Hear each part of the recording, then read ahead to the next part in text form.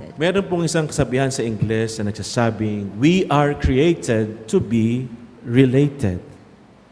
So that means we are always in a relation. Di po ba? At hindi po natin yun maitatago at makakaila. At sa bawat relasyon, napakahalaga po ng komunikasyon. Communication is the key to any relation. Siguro po, napabalitaan nyo na rin, napapanood, o kaya mismong karanasan ninyo sa loob ng iyong pamilya, o kaya ng inyong mga kaanak at mahal sa buhay, that their husbands and wives tend to fight because they fail to adequately communicate. Po ba? Maraming rin nauuwing mga kasalan sa wala dahil sa kakulangan ng komunikasyon. Leaders and elders disagree over seemingly minor issues because they fail to effectively communicate. Totoo din po yan sa trabaho. Balik tayo sa pamilya, mothers and daughters, fathers and sons, mothers and sons, and whoever, stop talking to one another due to strained communications. At ngayon nababalitaan natin, kaliwat kanan din ang mga nakakaguluhang bansa. Countries go to war as various forms of negotiations break down. Lack of communication na naman. And some people go as far as taking people to court for alleged slander or libelous communications. Napakahalaga po ng komunikasyon sa bawat relasyon. Sabi nga nila, every good conversation starts with a listening. Pinag-uusapan po natin ngayon ang salitang pakikinig. In English, we have two words for pakikinig.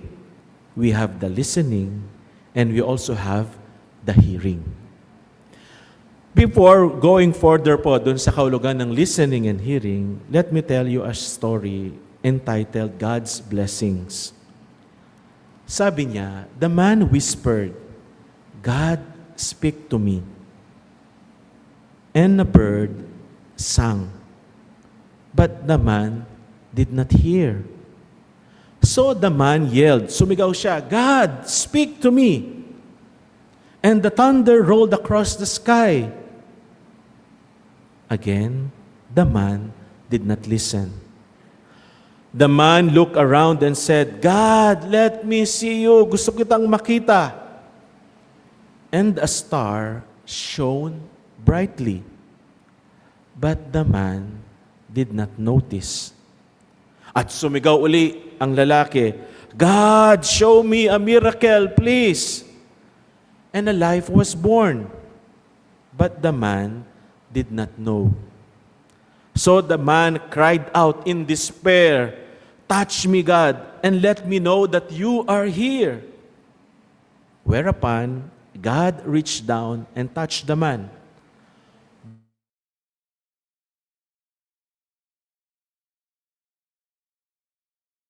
On. Hearing is listening to what is said. Listening is hearing what is not said. Bakit nga po ba natin pinag-uusapan ang pakikinig?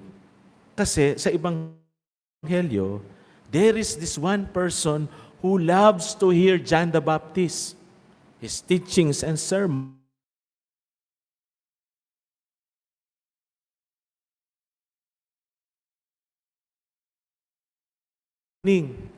Hindi siya nagbabago. If we are not listening, we are not learning.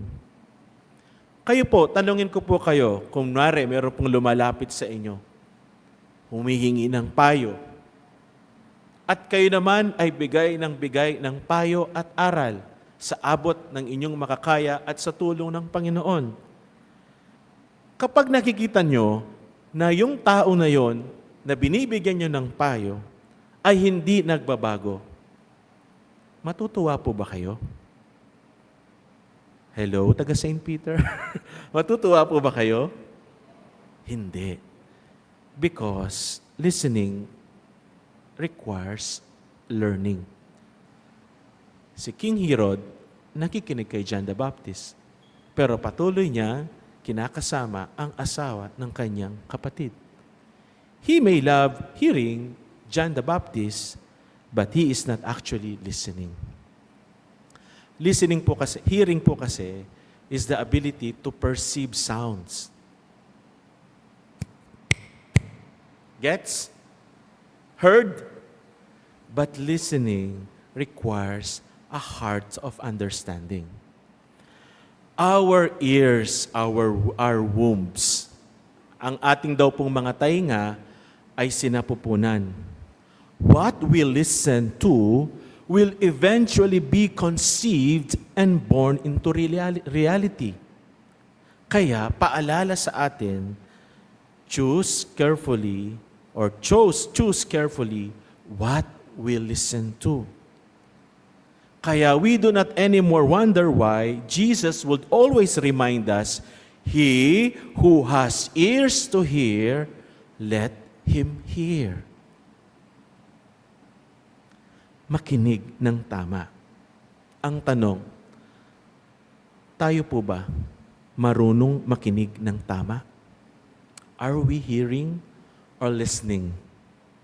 Madalas po kasi, we listen with the intent to reply, not with the intent to understand. Kaya madalas, ang komunikasyon ay bagsak. Most of the time, kagaya ng kwentong nabanggit ko sa inyo, we do not hear what is not said. Alam niyo po, bilang isang pare at 9 na taon na sa ministry, marami na pong mga lumalapit sa akin at nag-i-express ng kanya-kanyang kwento nila ng kanilang mga relasyon. Whether in a love life, romantic relationship, in a working relationship, even in the seminary relationship. At nasusubok talaga ang kakayahan nating makinig. Maraming mga tao na lumalapit sa akin na nakakaroon sila ng alitan at di pagkakaunawaan because of the failure to listen very carefully. Kung na-practice tayo sa tamang pakikinig, magiging matinik tayo in dealing with one another. Actually, listening is about being present, not just about being quiet.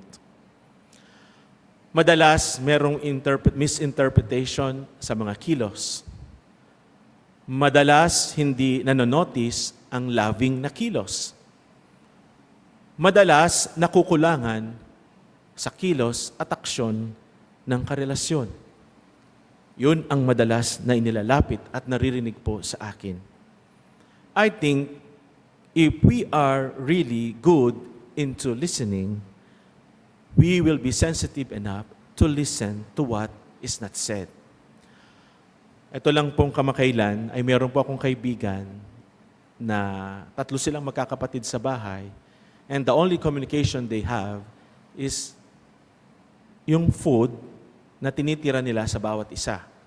So kapag naunang kumain yung isa, pagtitirhan niya ng pagkain yung kanyang isang kapatid at maglalagay siya ng note, "This is yours." And then, ipoposisyon lang yung plate doon sa chair ng kapatid. So there's one time, sabi naman niya, admittedly, Father, that I was into that kind of drama. Gusto kong magdrama. Ang sabi ko, total, wala namang nakalagay na pangalan. Baka hindi naman talaga to sa akin. And then later on, sinabi niya, parang hindi naman sila nagkikare. Then I told her, Madam, hindi mo pa ba na-gets? Hindi mo pa ba narinig? Hindi mo pa ba nabasa? Yung pagtitira niya sa iyo ng pagkain ay siya na ang kanyang expression of how she cares to you.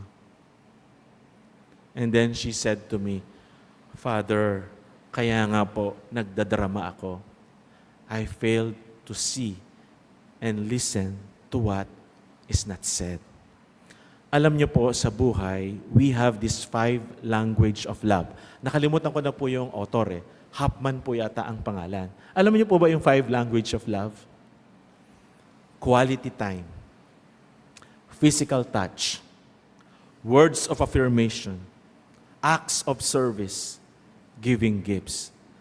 Siguro kayo din naman sa pamilya nyo or even in your workplace, minsan kapag hindi natin alam itong love language, the 5 love language, parang naisip natin, is she really caring? Tapos minsan naman, meron tayo isang bagay na pinagpipilitan, pero hindi nga niya love language yun asiwa siya. And then, we find ourselves later on na nagmamaktol. Hindi niya ako mahal. We have 5 love language. Your partner, your office mate, your mother, baka mas gusto niya ang quality time. Hindi niya masyadong bet ang physical touch. Baka gusto niya words of affirmation. Hindi niya bet ang acts of service. Pero gustong-gusto niya, kagaya nating lahat, ang language of giving gifts. Minsan, pinagpipilitan natin yung quality time, pero hindi nga niya bet. Hindi siya komportable. Meron pang 4. Meron pang physical touch, meron pang words of affirmation, meron pang acts of service, meron pang giving of gifts. Minsan, hindi talaga niya gusto ang giving of gifts. Meron pang 4. Quality time, physical touch, words of affirmation, at saka acts of service. If we listen of what is not said, then we can always find ways and means to make the communication work out. Amen?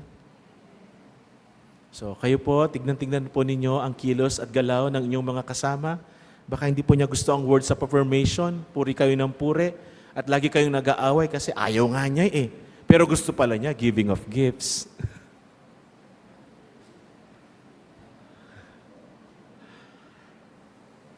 Physical touch ka ng physical touch Ayaw nga niya ng physical touch Gusto niya, words of affirmation. But many times in our life, ang damot-damot nating magbigay ng magagandang komento. True? Mas mabilis ang magmarites at ang mangantsaw. Pero ang magbigay ng right compliment at good news, para bagang ang hirap-hirap. You know, when we know how to listen, with a heart of understanding, we can always read the message, especially those which are not said. Amen? At kung marunong tayong makinig at nagagawa natin ito, malaking pagbabago ang maaring mangyari sa buhay ng bawat isa. Agree? Mga taga St. Peter, 5 language of love. 5 love language. Quality time, physical touch, words of affirmation, acts of service, giving gifts. Siyempre, gusto nating lahat yung number 5, di ba? Giving gifts. So my dear sisters and brothers, ito ang hamon ng Panginoon sa ating lahat. Let us always listen very carefully. Let us always listen rightly. And we can only listen rightly if we will use our heart. Correct? Listen with a heart of understanding. The world needs its most, especially this time, to understand and to be kind later on. Agree? Good morning po and God bless us all.